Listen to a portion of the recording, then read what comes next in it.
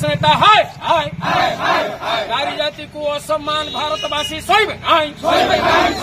मातृजाति को असम्मान भारतवासी सहिबे नाई कांग्रेस नेतांकर मातृजाति को असम्मान भारतवासी सहिबे नाई प्रधानमंत्री को कांग्रेस नेता असम्मान करथिबा नेता क्षमा मागिबा हमर दाबी प्रधानमंत्री को मां को असम्मान करथिबा कांग्रेस नेता क्षमा मागिबा हमर दाबी। भारत वर्ष ए आर्य संस्कृति मातृशक्ति को पूजा करी आछि किंतु दुर्भाग्यर कथा आम देश रे गोटे प्रतिष्ठित राजनैतिक दल कांग्रेस गत 27 तारिख दिन बिहार ठारे गोटे राजनैतिक सभारे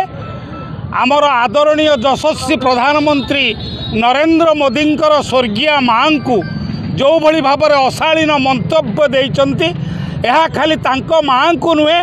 भारत वर्षर तमाम मातृशक्ति को अपमान होइछि जहाँ सेमाने हुए तो बुझी नाहंती जे